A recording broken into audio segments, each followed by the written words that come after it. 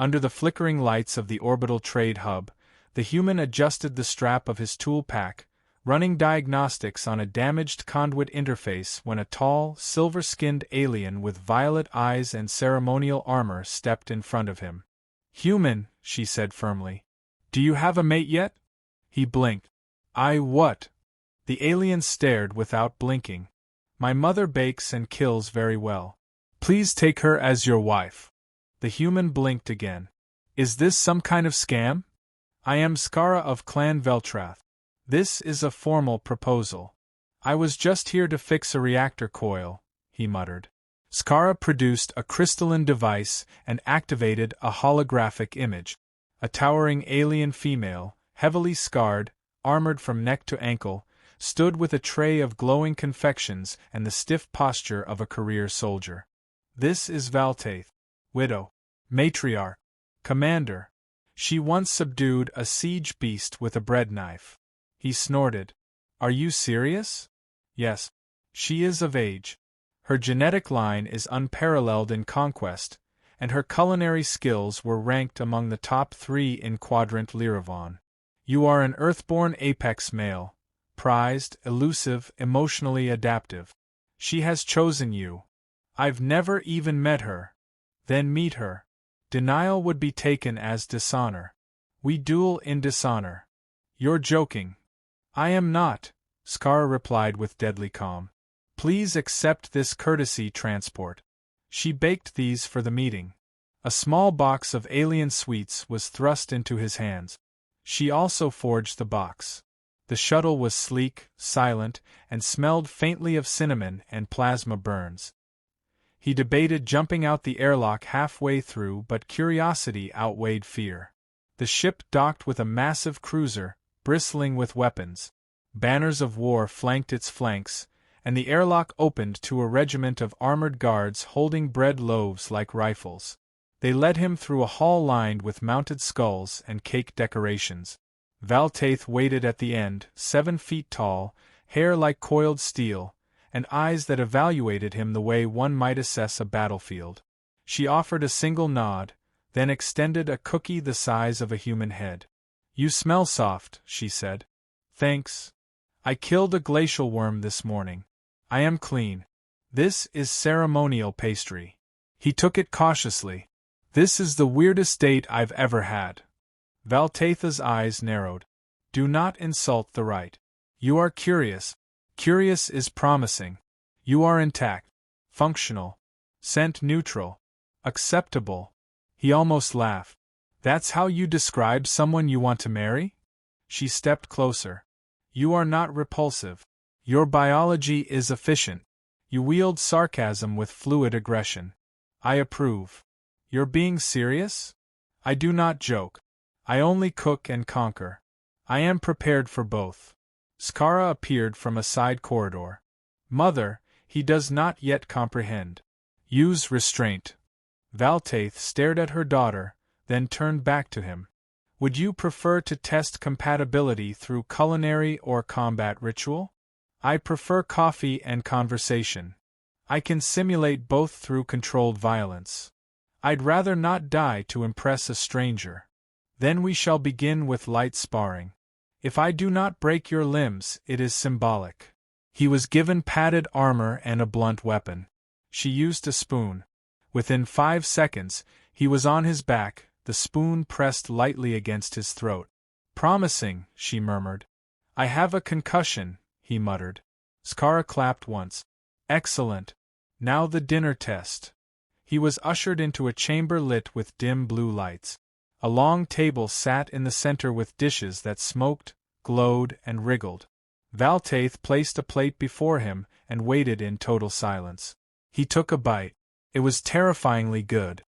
"I don't know what that was, but I'd eat it again," he said honestly. Her cheeks tinted faint violet. "I accept your praise. You are brave to eat untested biofoods. I've eaten gas station sushi back on Earth. I'm immune to food regret." She leaned closer. "I have studied Earth bonding rituals. Your kind exchange declarations of affection slowly, with hesitation. We tend to take our time. I am prepared to wait exactly 21 rotations. That's very specific. It is the maximum patience I can biologically endure before considering abduction. He coughed. Let's avoid that. You're a lot. I am optimal. He considered her scars, her strength, her strange but genuine effort to connect. There was something bizarrely charming beneath the warlord persona. I'll stay. Get to know you. Skara practically vibrated with joy. My mother's blade song softens. A sudden alarm blared. Skara's demeanor changed instantly. Hostile boarding alert. Unaligned faction. Move. Before he could react, Valtaith had already thrown a cleaver through the door, impaling a would-be assassin in one stroke. She grabbed him with one arm, swinging a plasma axe in the other. They seek to dishonor me by targeting you, she said, fury crackling in her voice. I didn't sign up for this. You entered my home. You are now under my protection and affection. I will not allow your blood to stain my hearth. Blaster fire echoed in the corridor. Skara handed him a stun baton. Strike only if necessary. Or dramatically. Drama is vital. He followed behind Valtaith as she cleared the halls. Her movements were graceful and terrifying. Enemies scattered. One tried to hold him hostage. She responded by hurling a soup tureen through a wall and breaking the attacker's spine with her elbow. You okay? He called out between gasps. This is foreplay in my culture, she replied, blood splattered on her cheek. He didn't know whether to laugh or scream. You people are insane. We are honest, she said, stepping over a smoldering body. And now they know. The human is mine. You keep using that word. I mean it, she said, voice quiet but firm. Mine to cherish. Mine to fight for. Mine to make tea for. You offered tea. I did. Then I will honor the ritual. Skara spoke behind them. Mother, remember the treaty terms. We must not destroy the entire boarding party. Fine, Valtaith growled, hefting a stunned invader over her shoulder and marching toward the brig. He exhaled slowly, still holding the stun baton. This is my life now. Skara smiled. Yes. Welcome to courtship. He woke to the sound of drills, clanging metal, and an aroma he couldn't place, something between fresh bread and plasma exhaust. The bed was too wide, the ceiling was armored, and beside him sat Skara, polishing her knife like a woman combing her hair. You did not flee during the night. Excellent, she said without looking. I was unconscious from adrenaline crash and alien pastries. A noble reason to remain. He sat up slowly. So, now what? My mother has assigned you a personal steward and diplomatic observer status on this vessel. You are now cultural asset, Earth Alpha. I didn't agree to that. You did not disagree when she declared you hers. He rubbed his eyes. I thought that was metaphorical. It was not. A day later, the ship's halls buzzed with activity. Alien warriors passed by, nodding solemnly at him. One bowed. Another dropped a ceremonial scarf. Skara walked beside him, whispering, They seek to challenge you for her hand. I don't want to fight anyone. Then you must outwit them. Use Earth tactics. He looked around. Fine. Let's try diplomacy. The first challenger, a four-armed bruiser named Kaltor, declared his intent with a horn blast and a scroll. The human offered him a glass of water and told him about Earth taxes and in-laws. The challenger withdrew after 10 minutes, visibly shaken. The second came with axes. The human offered him cookies, Valtaithas, and asked his opinion on baking temperature variations. By the end of the hour, they were swapping recipes. The third duel was dodged entirely by pretending to be asleep. Valtaith watched from a balcony. You neutralize enemies with words and confusion. This pleases me. You like that I'm weird. I like that you cause destabilization without weapons. You are dangerous. Subtle. Thanks, I guess. Later, in the training hall, she approached him. I require emotional clarification. He paused mid-lift of a weighted bar. Go on. When you stared at me after the boarding ambush, I felt something. Internal destabilization. I feared sickness. But Skara said this may be human attraction. It might be. I find you acceptable. I wish to test physical compatibility. You're being very direct. I do not like uncertainty. I prefer declarations. He hesitated. I like you too. But I don't rush. Then I will adapt. They stood silently, awkward but close. Then she surprised him with a small smile. Would you like to watch me prepare war cakes? Hours later, he watched her knead dough with the same technique she used to dismantle soldiers. The crew watched from a distance, whispering. One of them drew an image of the human and Valtaith with hearts and weapons. Then the alarm hit. Pirate signal. Incoming vessel. No identification. Battle stations called. Valtaith snapped back into commander mode. To arms. I can help with the ship systems, he offered. Then help. Or stay safe. But do not die. He ran to the engineering bay. Alien tech, confusing interfaces.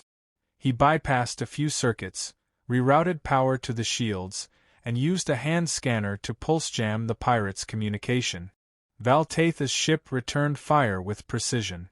The crew followed her with unshakable trust. She took down the boarding vessel with a single strike, cleaving it in half with a kinetic blade. Afterward, the ship buzzed with talk. Word spread. The human had reinforced the shields and prevented a deck breach. Valtaith found him in the corridor, eyes burning. You were brave. I was desperate. Same thing, she said. I considered your loss and felt rage. I didn't die. You improved the odds. And you didn't scream. Thanks. She leaned in and kissed his forehead with startling gentleness. Progress. The council arrived days later. High ranks from several systems. Diplomats, warriors, and cold politicians. Their mission was clear. Stop the human-alien pairing. Your union threatens galactic emotional stability, the lead said. It is unclean. Volatile. Skara whispered, they fear your softness. It spreads. Valtaith's armor gleamed as she stood. He is not soft. He is sharp in ways you do not see. He must be tested, the council declared. Mental, emotional, and cultural trials. If he fails, he will be sent home. The human side. Of course. Bureaucracy and humiliation. Bring it on. The first test simulated grief. He was shown images of Earth destroyed. He didn't scream. He cried, quietly, and asked about survivors. The second test was a temptation scenario. A synthetic Valtaith offered him power, pleasure, and rule. He declined. If I wanted her, I want the real one. She yells better. The third trial was solitude. Darkness. A week in isolation. He talked to himself. Sang old Earth songs. Whispered baking recipes. Came out with a drawing of Valtaith punching a star and the words, "She makes better cookies than this hellroom." The council was silent. Then one said, "Humans are emotionally indestructible." Another murmured, "They bond through fire and food." Valtaith stood beside him. "He has passed." The lead counselor sighed. "Then by ancient right we cannot object. But we do not condone." Skara smirked. "You never could handle spice." Later, in the observation deck, Valtaith sat with him. "I have fought for territory, for honor, for vengeance. Never for emotion. You did now. I do not regret it. But I am uncertain. Join the club. You confuse me. You calm me." She exhaled, long and soft. "Will you remain?" He didn't answer immediately.